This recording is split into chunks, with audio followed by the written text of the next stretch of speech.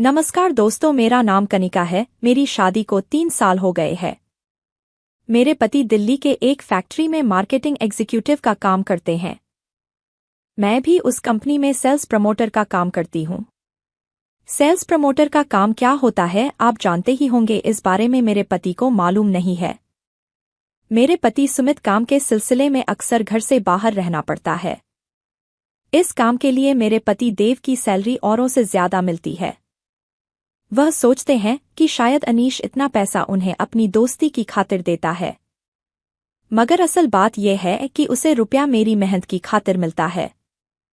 दोस्तों, मेरी शादी सुमित से हुई थी तब सुमित लखनऊ में एक प्राइवेट फर्म में काम करता था। शायद मेरी किस्मत खराब थी जो मेरी शादी के 2 महीने बाद ही सुमित के फैक्ट्री में हड़ताल हो गई। एक बार जो लॉकआउट हुआ तो फिर दोबारा खुला ही नहीं। काफी ढूंढने पर भी कहीं नौकरी नहीं मिली। हमारे पास जमा पैसे धीरे धीरे खत्म होने लगे। मैंने पास के एक स्कूल में पढ़ाना शुरू कर दिया, मगर तंगी तो साफ नजर आने लगी। हमें कहीं से भी किसी की कोई मदद नहीं मिल रही थी। परिवार वालों ने भी कुछ ही दिनों में अपना अपना मुंह मोड़ लिया।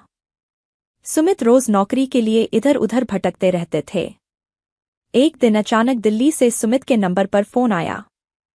सुमित ने वापस आकर खुश होते हुए कहा, मेरे एक दोस्त अनीश का फोन था। तुम उससे नहीं मिली हो? वह दिल्ली में रहता है, बहुत पैसे वाला है।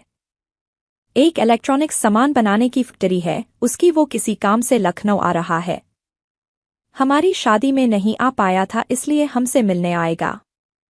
मैंने कहा, यहीं पर रहेगा क्या? मैंने अपने चारों ओर नजर डालते हुए पूछा तो वह बोले, नहीं रहेगा तो होटल में, मगर हमसे मिलने आएगा। उसे एक दिन खाने पर बुला लेंगे, उसकी ढंग से खातिर करना। वो चाहे तो मुझे अपनी कंपनी में ही कहीं नौकरी दे सकता है, फिर हमारे बुरे दिन खत्म हो जाएंगे। मेरे पति ने मेरे साथ मस्ती करते हुए कहा, अनीश बहुत रंगीला किस्म का आदमी है। रेणु भाभी को शादी के कुछ साल बाद ही कैंसर हो गया था और कुछ ही दिनों में अनीश को अकेला छोड़कर चली गई। अनीश से मिलोगी तो देखना कितना हैंडसम है। मेरा दोस्त काफी लड़कियां उससे शादी करने को आज भी तैयार हो जाए, मगर वो कहता है कि रेणु की जगह किसी को नहीं दे सकता और देखना तुम्हें भी अपने मोह जाल में ना बांध ले। मैंने उनकी बात को हंसी में उड़ा दिया, मगर अकेले में उसके बारे में सोचने लगी। उससे मिलने की काफी इच्छा हो रही थी कि देखूं कैसा आदमी है जिसकी मेरे पति इतनी बड़ाई कर रहे हैं। मैं रोज सुबह घर का काम जल्दी निपटाकर स्कूल निकल जाती थी। सुमित उसके बाद काम ढूंढने के चक्कर लगाने निकल पड़ते थे जो शाम तक ही लौटते थे। शनिवार को उस दिन कुछ जल्दी आ गई और घर के कामों में लग गई। काम खत्म करने के बाद नहाने जाने लगी, तभी डोरबेल बजा। मैंने सोचा आज लगता है सुमित जल्दी लौट आया है। सोचकर मैंने एक झटके से दरवाजा खोला। बाहर एक बहुत ही हैंडसम आदमी खड़ा था। मैं भी एक अपरिचित को सामने देखकर भौचक्की रह गई थी। उसने कहा, नमस्कार भाभी जी, मैं अनीश आपके पति का दोस्त। मैंने कहा, नमस्ते, आइए अंदर आइए। मैं उनके सामने काफी संकोच कर रही थी, मगर उसकी मजेदार बातों से मेरी झिझक खत्म होती गई। सुमित जब आया तब मैं उसकी किसी बात पर खूब हंस रही थी। सुमित बोला, तो तुम्हारी आपस में मुलाकात मेरे आने से पहले ही हो गई। मगर मेरे जवाब देने से पहले ही अनीश ने मेरी तरफ शरारती नजरों से देखते हुए कहा, मुलाकात भाई, हमारी मुलाकात तो बड़ी ही जोरदार तरीके से हुई। दोनों पुराने दोस्त बातों में मशगूल हो गए और बातों बातों में उसे पता लग गया कि सुमित के पास कोई नौकरी नहीं है। अनीश ने कहा, यार मुझे तो बताया होता, मैं कुछ इंतजाम कर देता। अब तुम ही देखो, मेरे पास इतना पैसा है मगर अपना बोलने वाला कोई नहीं। अगर अपने दोस्त के लिए कुछ कर सका तो इससे बड़ी खुशी और क्या होगी। सुमित के चेहरे पर एक फीकी मुस्कान आई। मैं एक शर्त पर तुम्हें नौकरी दे सकता हूं। तुम लोगों को मेरे साथ रहना पड़ेगा। मेरे मकान का एक भाग खाली है, वहां तुम लोग रह लेना। घर में कुछ चहल पहल रहेगी। अनीश ने कहा, तो फिर जितनी जल्दी हो सके तुम दिल्ली चले आओ। मैं कल जा रहा हूं, मेरा काम खत्म हो गया है, चाहो तो मेरे साथ ही चलो। सुमित ने कहा, भाई 1-2 दिन का तो समय दो समेटने के लिए। कुछ दिनों बाद हम अपना सार सामान समेट कर दिल्ली के लिए निकल पड़े। दिल्ली में अनीश का मकान बहुत लंबा चौड़ा था, उसके एक भाग में हमें रहने को दे दिया। 2 कमरे थे हमारे पास 2 आदमियों के लिए, इससे ज्यादा और क्या चाहिए। सुमीत काम पर जाने लगा। अनीश ने हमारी हालत का जायजा लेते हुए सुमीत को आधी तनख्वाह पहले ही दे दी थी। अनीश अकेला ही रहता था, एक नौकर था, वो पास ही बने सर्वेंट क्वार्टर में रहता था। और ड्राइवर, वो सुबह 8 बजे आता और शाम 9 बजे घर चला जाता था। अनीश रोज सुबह 9 बजे अपने फैक्ट्री निकल जाता था और शाम 6 बजे घर लौटता था। सुमीत ने मुझसे कहा कि तुम कुछ अच्छा बनाया करो तो उसे भी दे आया करो। नौकर के हाथ का खाते खाते बोर हो गया होगा। अब मैं अनीश के लिए कुछ ना कुछ बनाती, वो मुझे पास बैठा लेता था और तरह तरह की बातें होती थी। सुमित अगर शहर में होता तो आते आते 9 बज जाते थे। धीरे धीरे हम दोनों एक दूसरे से खुलने लगे, बातों बातों में रोमांटिक बातें भी होने लगी। एक दिन अनीश ने कहा, सुमित तो है ही नहीं, इतनी जल्दी जाकर क्या करोगी, बैठो ना कुछ देर। मैंने कहा, अनीश जी आप अभी नशे में हैं, मैं अभी चलती हूँ, आपसे बाद में मिलूंगी, कहकर मैं वहां से चली आई। उस समय तो मुझे उन पर गुस्सा आ गया था, मगर धीरे धीरे गुस्से ने एक अजीब सी सिहरन का रूप ले लिया। सोते समय मैंने अनीश के बारे में सोचने लगी। अगले दिन से मेरी दुनिया में परिवर्तन आने लगा। मैं घर में अब कुछ अच्छे कपड़े पहनने लगी। 2-3 दिन बाद की बात है, एक दिन शाम को अनीश जल्दी आया और बोला, हम आज चलो पिक्चर देखने चलते हैं। अनीश बोला, भाभी जल्दी से तैयार हो जाओ, 2 टिकट लिए हैं। आज पहली बार मैं उनके साथ कहीं जा रही थी, दिल में एक अनजान सा भय था। मूवी देखने के बाद हम वापस घर आ गए। मैंने कमरे में घुसकर दरवाजे को कुंडी लगा दी। तभी वेल बजने लगी तो मैंने सोचा अनीश आया होगा। मुरली ने आकर कहा, साहब बुला रहे हैं, खाना तैयार है। मुझे देखकर मुरली ने मुस्कुराते हुए कहा, क्या बात है, आज लगता है अनीश साहब रात भर सो नहीं पाएंगे। अनीश ने इशारा किया, मुरली तुम टेबल पर हम दोनों का खाना लगाकर घर पर जाकर आराम करो। मैंने किचन में जाकर मुरली से कहा, तुम बहुत ही बदमाश होते जा रहे हो, तुम्हारी घरवाली से शिकायत करनी पड़ेगी। तो मुरली बोला, और तुम्हारे बारे में जानकार, मुझे नहीं लगता कि सुमीत साहब बहुत खुश होंगे। इस तरह मैं धीरे धीरे दलदल में धंसते चली जा रही थी। मुझे पता था कि मैं शायद अब इस घेरे से बाहर नहीं निकल पाऊंगी। अनीश ने मेरे पति को कहा, भाई भाभी इतनी पढ़ी लिखी है और ऊपर से बोलने का भी हुनर है। अनीश ने कहा, अगर तू कहे तो भाभी को मेरी कंपनी में सेल्स प्रमोटर की नौकरी दे दूंगा। मेरे पति ने कहा, यह तो बहुत अच्छी बात है, मेरी और कनिका की सैलरी से थोड़े पैसे इकट्ठे हो जाएंगे। फिर मैं भी उसी कंपनी में काम करने लगी। अब मैं अनीश के साथ कंपनी में जाने लगी। मेरा काम थोड़ा मुश्किल था, लेकिन धीरे धीरे मैं अपने काम में एक्सपर्ट होती चली गई। इन सब के बदले अनीश मेरे पति को अच्छी खासी सैलरी देने लगा। तो दोस्तों, कैसी लगी हमारी कहानी? अच्छी लगी तो हमारे चैनल को सब्सक्राइब जरूर करें। धन्यवाद जरूर करें। नमस्कार दोस्तों, मेरा नाम नीता है और मैं इंदौर से हूँ। मेरे ससुर जी बहुत बड़े खिलाड़ी थे और कैसे मैंने उनके साथ क्रिकेट खेला। मेरी शादी को 10 साल हो चुके हैं और मैं एक अच्छे परिवार से हूँ। मेरे 2 बच्चे हैं, एक लड़की 8 वर्ष की है जिसका नाम चिंकी है और वो अपने ननिहाल में नाना नानी के पास ही रहती है। एक बेटा जो 5 वर्ष का है, मेरे पति की पास के गांव में दुकान है और उनका नाम मुकुल है। मेरे ससुर जी सरकारी कर्मचारी थे जो अभी रिटायरमेंट हो चुके हैं। यहाँ पुराने चलन के अनुसार हम औरतों को घूंघट निकालना पड़ता है। मेरे जेठ जी और जेठानी अलग मकान में रहते थे। मेरी सासू जी कभी कभार उनके घर पर ही रहती थी। मेरे पति को व्यापार में घाटा हो गया तो वो धंधा करने बाहर चले गए और यहाँ पर मैं, मेरे ससुर जी और मेरी सास ही रहते थे। बस एक दिन मेरी सास मेरे जेठ जी के घर पर ही थी। इस घर पर मैं और मेरे ससुर जी ही अकेले थे।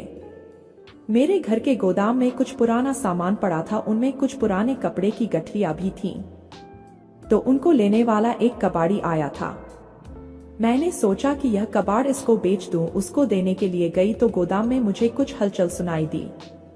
मैं खिड़की के पास ही रुककर अंदर की तरफ देखने लगी। अंदर का नजारा देखा तो मेरे पैरों तले की जमीन खिसक गई, क्योंकि अंदर मेरे ससुर जी थे और वो पुराने कपड़ों को पहने हुए थे। मुझे तो अपनी आंखों पर यकीन ही नहीं हो रहा था। वो बड़े से बल्ले के साथ क्रिकेट की प्रैक्टिस कर रहे थे। फिर मैं अपने कमरे में चली आई। नीचे पुराने कपड़े लेने वाला अभी भी बैठा था। मैं ऊपर की मंजिल पर रहती हूँ, नीचे मेरे ससुर जी का कमरा है। और फिर जब ससुर जी अपने कमरे में चले गए तब मैं गोदाम में गई तो गठरी का सामान बिखरा पड़ा था। मैं उन कपड़ों को लेकर नीचे गई तो उस कबाड़ी को दिखाने लगी कि ये कपड़े हैं। सामने ससुर जी का कमरा था, कमरे के बाहर ही कबाड़ी बैठा था। वो बोला, अरे भाभी जी, ये कपड़ा तो धो कर देती। ससुर जी सब देख सुन रहे थे तो मैंने कहा, पर भैया मैं तो अभी गोदाम से लेकर आई हूँ। तो जब उन्होंने मुझे पुराना कपड़ा दिखाया तो मैंने उसको सॉरी बोला और बाकी के कपड़े दे दिए। वो कपड़े लेकर चला गया। रात भर मेरी आंखों के सामने आज जो दृश्य देखा वही घूम रहा था। फिर कुछ दिन ऐसे ही सामान्य चलता रहा। फिर एक दिन ससुर जी घर में नहीं थे, मैं अकेली थी तो घर का ऊपर नीचे का सारा काम खत्म करके फिर नहाने के लिए नीचे गई। नहाने के बाद ऐसे ही आंगन में लगे आईने में खुद को निहारने लगी और मुझे मालूम नहीं रहा कि मेरे ससुर जी आ गए। मुझे जैसे ही इस बात का एहसास हुआ और मैंने उनको देखा तो मैं एकदम से ऊपर जाने की सीढ़ियों पर दौड़ लगा दी। मैं तो मन ही मन सोचने लगी कि मेरे साथ ये सब क्या हो रहा है, पर भगवान जो करता है वो सही करता है। कुछ देर बाद मैं रसोई में खाना बनाने आ गई और खाना बनाकर ससुर जी को उनके कमरे में खाना देने गई। मुझे तो उनका बर्ताव कुछ अजीब लगा। ससुर जी ने आज से पहले तो मेरी तरफ ऐसे नहीं देखा था। फिर मैं खाना देकर अपने कमरे में आ गई। कुछ देर बाद मुझे खबर लगी कि सासू जी बीमार हो गई हैं, तो वे जेठ जी के घर पर ही रुक गई थी और यहाँ हम दोनों ससुर और बहू ही थे। फिर कुछ दिन ऐसे ही चलता रहा, ना मैंने कुछ कहा और ना मेरे ससुर जी ने कुछ कहा। इसी बीच हमारे मोहल्ले का एक लड़का जिसका नाम अनुज था और वह भी मुझसे दोस्ती करना चाहता था।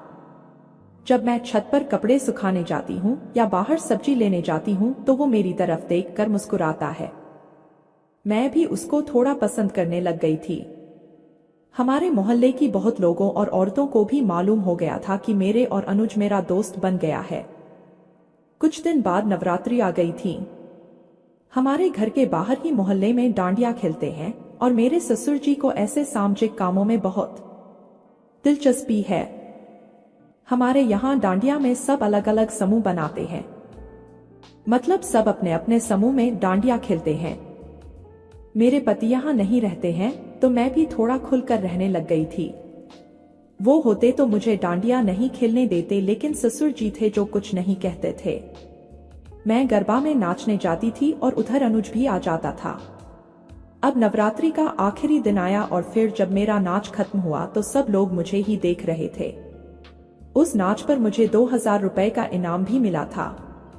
तभी अनुज ने अपने साथ आने को कहा। मैंने कहा मेरे ससुर जी को पता लग जाएगा। इतने में मेरे ससुर जी आ गए और बोले, बहू तुम यह क्या कर रही हो? डर के मारे मेरी जान सूख गई और चुपचाप गर्दन नीचे करके घर पर आ गई और जो कुछ हुआ उसके बारे में सोचने लगी। इतने में ससुर जी आ गए। वो बहुत गुस्से में लग रहे थे। मैं नीचे गई। उस वक्त रात के 12 बज रहे थे और मेरे पैरों तले जमीन खिसकती जा रही थी। ससुर जी ने कहा, बहू तुमने ऐसा क्यों किया और कितने दिन से चल रहा है? ससुर जी ने मुझसे सारी बातें पूछी। जैसे तैसे ससुर जी का गुस्सा शांत हुआ और उन्होंने मुझसे कहा, कोई बात नहीं, आगे से ऐसी गलती मत करना। अगले दिन सुबह मेरे ससुर जी मुझसे कहने लगे कि मैं बहुत बड़ा खिलाड़ी हूँ, अगर क्रिकेट खेलने का मन करे तो बता देना। मैंने कहा, आपको कैसे पता चला कि मुझे क्रिकेट खेलना पसंद है? तो उन्होंने कहा, उस दिन जब तुम गोदाम के पास देख रही थी। मैंने कहा, आपको कैसे पता लगा कि मैं गोदाम के पास थी? तो उन्होंने कहा, बहू मुझे पता था तू खिड़की से मुझे देख रही हो और मैंने भी सोचा कि तुम्हें क्रिकेट अच्छा लग रहा होगा इसलिए देख रही हो। फिर एक दिन हमारे गांव में मेला लगा तो ससुर जी ने मुझे बहुत सी श्रृंगार की चीजें दिलाईं और मुझे खूब घुमाया। फिर एक दिन मैं ससुर जी के साथ खेत पर गई थी। हमारे पास खेत पर एक गाय भी है जिसका ससुर जी ही दूध निकालते हैं। तो उन्होंने मुझसे पूछा, बहू तुम्हें गाय का दूध निकालना आता है? मैंने कहा, नहीं बाबूजी, मुझे नहीं निकालना आता। तो ससुर जी बोले, कोई बात नहीं है, मैं सिखा दूंगा। फिर ससुर जी ने मुझे दूध निकालना सिखाया। मुझे कुछ कपड़े धोने थे, मैं धोने वाले कपड़े खेत पर लाई थी। खेत पर एक कुआं है और वहीं एक छोटी सी कुंडी बनी है जिसमें मैंने पानी भर लिया और मैं कुंडी के पास बैठकर कपड़े धोने लगी। ससुर जी दूसरी तरफ देखरेख करने चले गए। फिर हम लोग घर पे वापस गए। फिर ऐसे कुछ दिन गुजरते गए। एक दिन जब मैं अपने कमरे में काम कर रही थी तो नीचे दरवाजा खटखटाने की आवाज आई। तो ससुर जी ने बोला, बहू तुम जाकर देखो, शायद पोस्टमैन होगा। तो मैं पसीने में लथपथ तो हो ही रही थी। मैंने दरवाजा खोला तो सामने मेरे पति के दोस्त थे। तो उन्होंने पूछा, भाभी जी आप इतने पसीने में कैसे कुछ काम कर रही थी? तो मैंने कहा, नहीं वो कुछ नहीं, बस कपड़े समेट रही थी। क्या हुआ? वो, भाभी जी आपको खाना खाने शाम को हमारे घर पर आना है। और भाभी जी आपके ससुर जी कहाँ हैं? तो मैंने कहा, वो ऊपर हैं, कुछ काम कर रहे हैं। फिर रात हुई, मैं पुलकित जी के घर पर खाना खाने गई। पुलकित ने कहा, आइए भाभी जी आइए, आपका ही इंतजार कर रहे थे। मैंने पूछा, क्या सब लोग खाना खाकर जा चुके हैं? तो उन्होंने कहा, हाँ आप आइए। मैंने कहा, वो घर पर कुछ अधिक काम था और बाबूजी भी अकेले थे। अच्छा चलो मेरे कमरे में यहाँ बैठिए। मैंने कहा, घर पर कोई दिख नहीं रहा, बीना किधर गई है? तो वह बोला, भाभी जी वो उसका कोई फोन आ गया था मेरे ससुराल से, अभी तो वो कुछ देर पहले ही गई है। मैं खाना खाने लगी। खाना बहुत ही अच्छा था। वो मेरे सामने ही बैठे मुझे भोजन कराते रहे। मैंने खाना खा लिया और जाने को हुई। तभी पुलकित ने कहा, बैठो तो सही, लीजिए भाभी जी सौंफ खाइए, खाने के बाद अच्छा रहता है। उसने कहा, कुछ देर बैठो ना, मैं भी अकेला ही तो हूँ और आपको घर ही तो जाना है, चले जाना। मैंने कहा, नहीं घर पर बाबूजी अकेले हैं। वह बोला, अरे आप कब कब आती हैं, कुछ देर तो रुको। मैंने कहा, अच्छा ठीक है, टीवी खोल दीजिए। उन्होंने टीवी चला दी, कोई मूवी आ रही थी। मैंने कहा, पुलकित भाई सा चैनल बदलिए ना, सीरियल आ रहा होगा। तो वह बोले, हाँ तुम औरतों का बस यही है, सीरियल दिखा दो, दिन भर कितनी अच्छी मूवी आती है। हम दोनों हंसने लगे। पुलकित ने कहा, भाभी जी आपसे एक बात पूछूं? आपका पति आपको पसंद नहीं करता क्या? मैंने कहा, क्यों नहीं, आप ऐसा क्यों पूछ रहे हैं? क्योंकि जब मैं आपके घर पर आया था तो मैंने जो कुछ देखा उसको देखकर मुझे यही लगा। आप अपने ससुर जी के साथ क्रिकेट मैच खेलने में व्यस्त थी। तो मैंने उसे कहा कि मेरे ससुर बहुत अच्छे खिलाड़ी हैं और उन्हें क्रिकेट खेलना बहुत पसंद है। तो दोस्तों कैसी लगी हमारी कहानी? अच्छी लगी तो हमारे चैनल को सब्सक्राइब करें। नमस्कार दोस्तों, मेरी किस्मत में शायद क्रिकेट खेलना लिखा ही नहीं था। एक साथ तीन मौके मिले पर मैं क्रिकेट नहीं खेल पाया। एक दिन मेरे पास एक लड़की का मेल आया और फिर हम चैट भी करने लगे। हमारी बात बहुत आगे पहुंच गई थी। हम फिर फोन पर भी बात करने लगे। उसका नाम नताशा था और वह बंगलौर की रहने वाली थी। नताशा और मेरी बातें फोन पर बहुत ज्यादा होने लगी थी। वो अक्सर मुझे बंगलौर आने के लिए बोलती रहती थी। मैंने नताशा को बोला, ठीक है मैं आ जाऊंगा। मैंने अपने ऑफिस में 7 दिन की छुट्टी के लिए बोल दिया और हमारे बॉस मान भी गए। तो मैंने नताशा को फोन करके बोला, मैं जल्द ही बंगलौर आ रहा हूँ। मेरी बात सुनकर नताशा बहुत खुश हुई और बोली, यह तो बहुत ही अच्छी बात है। तो मैंने कहा, हाँ यह बात तो है, पर एक बात बताओ कि हम बंगलौर में कहाँ पर मिलेंगे? तो वह बोली, आप बस बंगलौर तक आ जाओ, बाकी मैं इंतजाम कर लूंगी। हम दोनों ने अपनी फोटो पहले से ही एक दूसरे को भेज दी थी तो हमें पहचानने में कोई दिक्कत नहीं आने वाली थी। मैंने बंगलौर के लिए टिकट रिजर्वेशन करवा लिया। यह बात भी मैंने नताशा को बता दी कि मैं 18 तारीख को रात के 10 बजे करीब बैठूंगा। 18 तारीख को मुझे रेलवे स्टेशन छोड़ने के लिए मेरा एक मित्र आया और मुझे गाड़ी में बैठाकर वापस चला गया। नताशा ने यह बात सुनी तो बहुत खुश हुई और कहा, मैं तुम्हारा बेसब्री से इंतजार कर रही हूँ। कुछ देर तक फोन पर बात करने के बाद मैं भी सो गया। बंगलौर रेलवे स्टेशन पहुंचकर मैंने नताशा को फोन किया पर उसका फोन कवरेज एरिया से बाहर था। मैंने सोचा शायद अपना फोन ऑफ करके सो रही होगी, तो मेरे पास इंतजार के अलावा और कोई रास्ता नहीं था। मैं इंतजार करता रहा, फोन करता रहा, पर नताशा का फोन नहीं लगा। काफी देर इंतजार करने के बाद 2 घंटे बाद उसके फोन पर घंटी बजने लगी। नताशा ने फोन उठाया। मैंने उसको बताया कि मैं रेलवे स्टेशन पर रात को पहुंच गया था पर तेरा फोन नहीं मिल रहा था। अब जाकर तेरा फोन मिला है, क्या है यार, मैंने नताशा से कहा। नताशा बोली सॉरी, मेरा फोन कैसे ऑफ हो गया मुझे पता नहीं। मैंने कहा ठीक है कोई बात नहीं, अब यह बताओ कि तुम कितनी देर में मुझे लेने आ रही हो। नताशा बोली बस 10 मिनट में निकल रही हूँ, मैंने सारा इंतजाम कर लिया है। मैंने कहा ठीक है, तुम कितनी देर में यहाँ पहुंच जाओगी? तो नताशा बोली मुझे आने में 2 घंटे लगेंगे। मैंने कहा ठीक है तुम आओ, मैं इंतजार कर रहा हूँ। अभी मेरे पास 2 घंटे थे तो मैं रेलवे स्टेशन से बाहर निकल गया। वहां मैंने चाय पी और वहीं इधर उधर घूमकर उसका इंतजार करने लगा।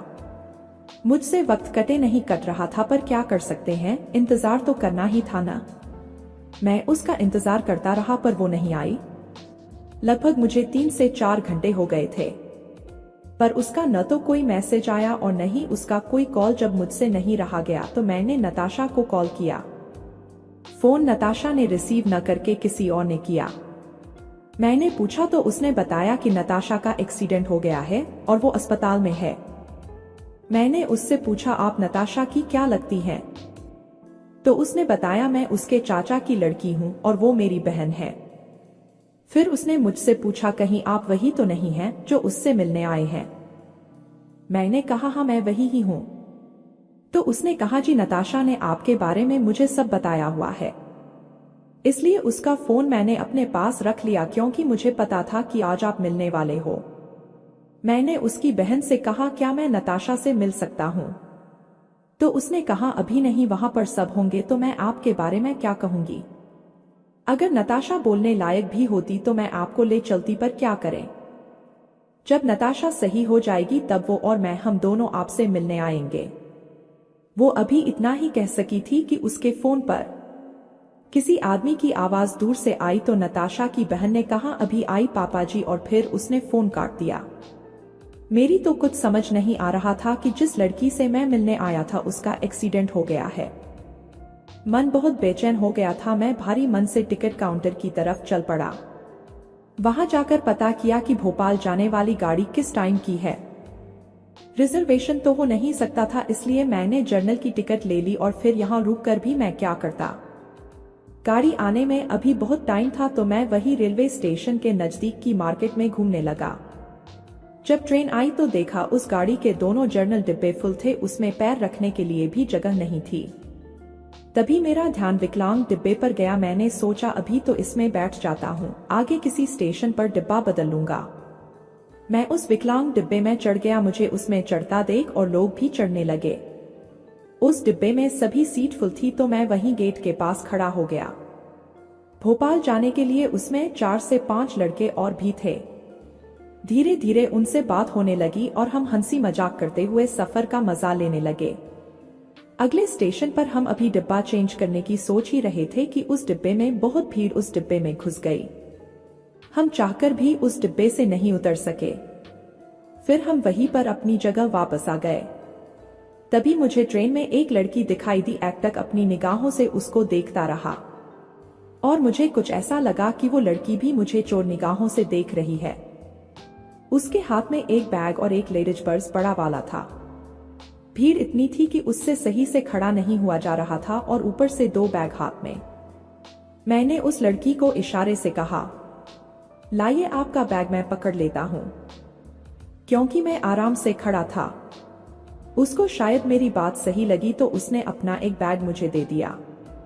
साइड में और लोग का भी सामान रखा था। मैंने उसका बैग उन सामान के ऊपर रखते हुए कहा लाओ आपका पर्स भी यही रख दूं। मैंने धीरे से कहा आपका मोबाइल नंबर क्या है? मैंने इतना धीरे कहा था कि उसको समझ नहीं आया कि मैंने क्या कहा। वो मेरे पास को झुकती हुई बोली क्या कहा आपने? जब उसने मुझे दोबारा कहा तो मेरी हालात खराब हो गई, यह सोचकर अगर इसके साथ इसके घर वालों में से कोई हुआ तो बेकार ही में मेरी आफत आ जाएगी। उसने मुझे अपना नंबर दे दिया। मैं उस नंबर को सेव करने लगा तो मैंने उससे उसका नाम पूछा तो उसने अपना नाम दिशा बताया। काफी समय तक हम एक दूसरे से बातें करते रहे। अब उसका स्टेशन आ गया। दिशा अपने परिजन के साथ चली गई। तभी मुझे एक मैसेज आया। देखा वो दिशा का ही था, जिसमें कुछ लाइन इस तरह लिखी थी मजबूरी में नहीं, दिल से हमें याद करना, दुनिया से फुर्सत मिले तो हमसे भी बात करना। दिशा का यह मैसेज पढ़कर मुझे बहुत अच्छा लगा और उससे बिछड़ने का दुख भी हुआ। मैंने पहले दिशा को फोन किया और उसको बताया कि मैं पहुंच गया हूं, पर मैं अभी घर नहीं पहुंचा। तो उसने कहा आप पहले घर पहुंचो और फ्रेश होकर कुछ देर आराम कर लो, फिर बात करते हैं। फिर हमारी फोन पर बात होने लगी और जब भी दिशा को मिस करता तो उसको फोन कर लेता। बंगलौर से आने के बाद मुझे तीसरे दिन ही अपने भाई की ससुराल जाना पड़ा, क्योंकि वहां पर कुछ प्रोग्राम था और घर में से और कोई नहीं जा रहा था, सिर्फ भाभी और मैं। वहां पर मेरे भाई के साले की साली आई हुई थी, जिसका नाम पाखी था। भाभी के घर पर प्रोग्राम शाम का था, इसलिए सब काम में व्यस्त थे और जिस कमरे में मैं था वहां पर कोई नहीं था सिवाय मेरे। मैं पलंग पर लेटा टीवी देख रहा था कि तभी पाखी कमरे में आई और वहां की साफ सफाई करने लगी। मैंने पाखी से कहा क्या तुम मेरी दोस्त बनना पसंद करोगी? तो पता नहीं क्यों पाखी ने मना नहीं किया। तभी पाखी सफाई करके चली गई। मेरा फोन बज उठा, मैंने फोन देखा तो वो नंबर अपनी दिशा का था। मैंने उससे बात की और उसको बता दिया कि मैं अपने भाई की ससुराल आया हूं। कुछ देर बात करने के बाद मैंने फोन काट दिया। शाम हो चुकी थी, प्रोग्राम शुरू हुआ, बाद में सबने खाना खाया, पर मुझे भाभी के भाई ने मुझे खाना खाने नहीं दिया। बोला अभी तो हमारा प्रोग्राम बाकी है। प्रोग्राम के बाद खाना खाया और मेरे बिस्तर छत पर लगा दिए गए। अब मैंने सोचा कि पाखी को कैसे बताऊं कि मैं ऊपर अकेला सो रहा हूं। बस यही सोचते हुए कब मेरी आंख लग गई, मुझे आभास ही नहीं हुआ। मेरे सोने के कुछ देर बाद ही अचानक मेरे चेहरे पर किसी पानी की छींटे मारी। जब मैंने आंख खोलकर देखा तो सामने पाखी खड़ी थी। पाखी मुझसे बोली आप यहाँ अकेले ही सो रहे हो और हमें बताया भी नहीं। अगर दीदी मुझे पानी का जग लेकर ऊपर न भेजती तो मुझे पता भी नहीं चलता कि आप कहाँ पर सो रहे हो। मैंने पाखी को पूछा नीचे सब सो गए हैं क्या? तो उसने बोला हाँ लगभग सब सो चुके हैं, अभी मुश्किल से 2 ही मिनट हुए थे कि तभी मेरा फोन बज उठा। बहुत गुस्सा आता है जब ऐसे टाइम पर कोई आ जाए या फोन बज उठे, और वही मेरे साथ भी हुआ। मुझे भी बहुत गुस्सा आया, पर जब मैंने अपना फोन उठाकर देखा तो मेरे होश ही उड़ गए। वो फोन मेरे भाई के साले का था जो कि नीचे से कर रहा था। दूसरी तरफ से आवाज आई ऊपर पाखी है क्या? मैंने नींद में होने का नाटक करते हुए कहा नहीं यहां तो नहीं है। तो उसने कहा दीदी उसको तलाश कर रही है और वो शायद ऊपर ही आ रही है उसको देखने के लिए। मैंने साले को कहा पानी देने आई थी पर वो तो तभी चली गई होगी। तभी बाहर से भाभी की आवाज आई पाखी तू यहाँ क्या कर रही है? तो पाखी बोली ऊपर हवा अच्छी चल रही थी तो मैं यहीं पर टहलने लगी, मुझे अभी नींद भी नहीं आ रही थी। फिर भाभी ने पाखी से कहा चल अब बहुत रात हो गई है। उनके जाने के बाद मैं अपने आप से ही बोला शायद मेरी किस्मत में क्रिकेट खेलना ही नहीं लिखा था। तो दोस्तों कैसी लगी हमारी कहानी? अच्छी लगी तो हमारे चैनल को सब्सक्राइब जरूर करें।